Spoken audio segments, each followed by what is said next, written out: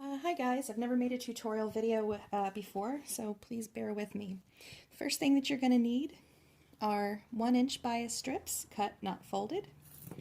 The other thing you're going to need is 1.5-inch bias strips, folded in half, so that you have a 3/4 inch.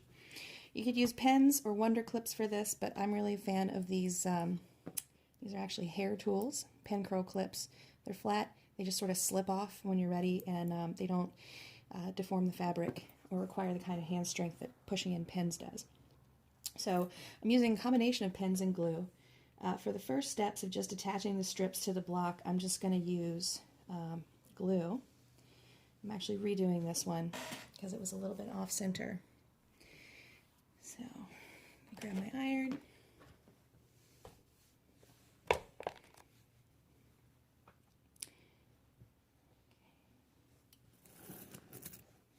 Those aside. We don't even need those until the next step. So just go ahead and start lining it up. I like to just sort of let my iron sit while I line up the rest of it.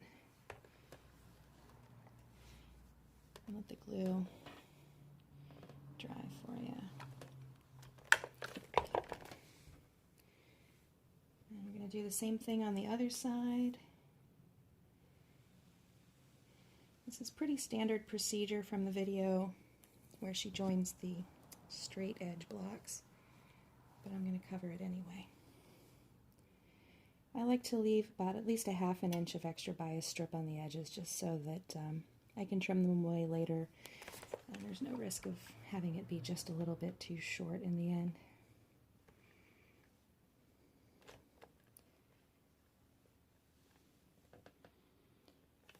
Now on the back side, you're going through 2 layers of fabric to get to the glue, so it's a good idea to give it a little bit of extra time to heat set.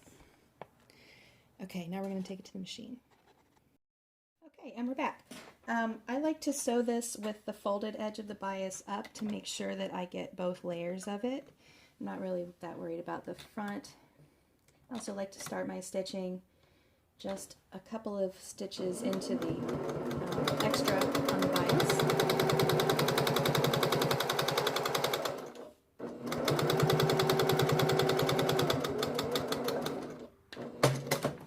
Okay, we're back at the ironing table.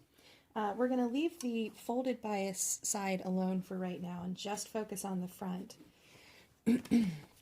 So the first thing you want to do is, I do it pretty aggressively, go ahead and press out your thin layer here. Okay.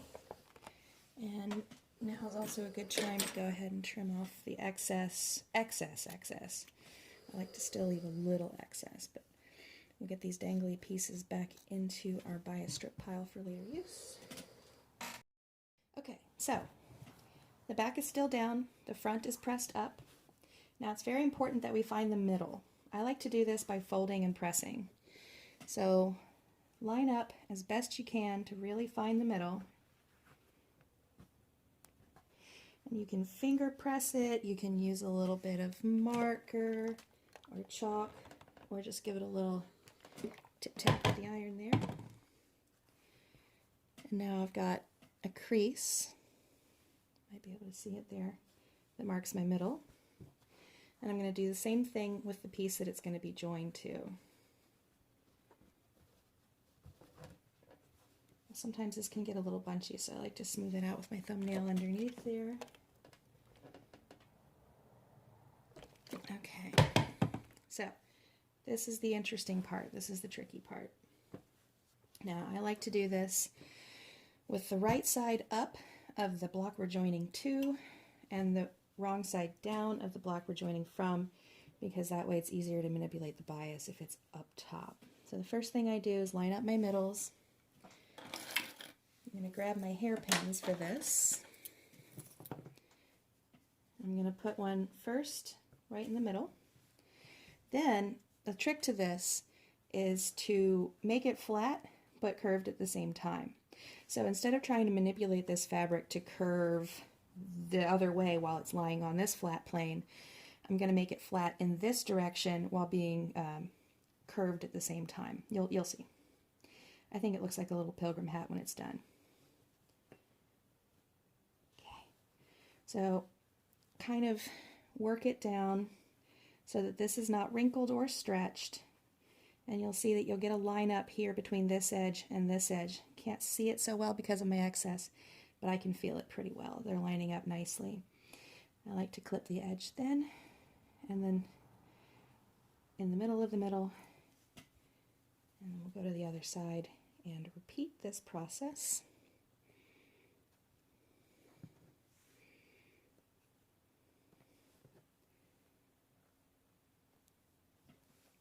See? Doesn't look like a little pilgrim hat? Okay, let's go to the machine. All right, and here we are at the machine. So I'm using a 1/4 inch foot instead of a walking foot because I feel like I get a more precise edge with it. First thing I'm going to do is scoot this back, work the edge under, drop my needle, and start sewing. See how easy that flips out of the way?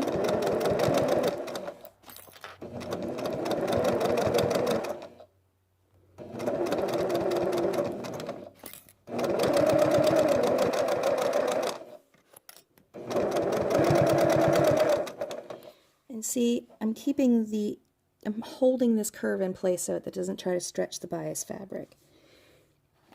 Take that last clip off, and I like to hold the last little bit in place as long as I can.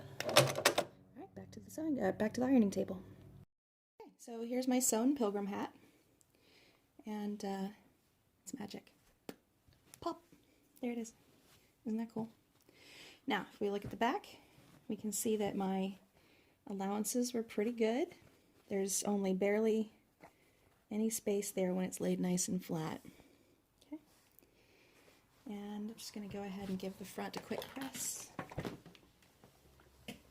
I've also done a good job this time lining up.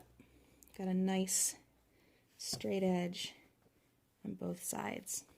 I'm still not going to trim it though because I still have to flip up the back.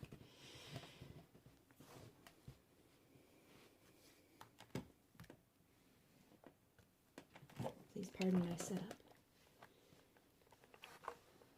Maybe just a tiny hint of steam here because we really want to kind of manhandle this piece. Make sure that it's nice and moved over. And then I'll come in here inside the seam allowance from where we attached this just a minute ago, and lay down my thin line of glue. There's already some glue on this from where I did it the first time that I messed up, but that's okay. I'm beginning to feel like you can never have too much glue. Now I like to iron this with the iron just on one side of it because there's a lump here where it's folded over on itself. And it takes a long time for the heat to get through, and there's no need for the heat to get through it. So I only actually iron the outer edge to make sure I get a good press down on it.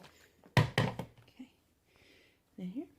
And if you look along the side here, you can see that these are exactly the same.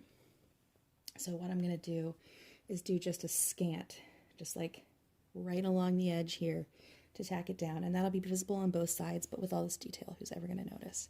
See you back at the sewing table. All right, here we are ready to sew the very last bit of it. I'm just going to do my usual thing here and come just barely along the edge. Pardon me, I need to fix my light.